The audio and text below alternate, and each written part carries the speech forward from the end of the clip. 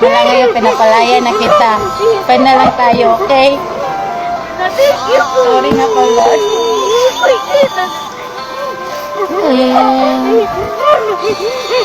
Mula ngayong malaya ka na, magagawin na ang lahat ng gusto mo. Masaktan man ang puso ko, tama na. Huwag mo na kung abulan pa.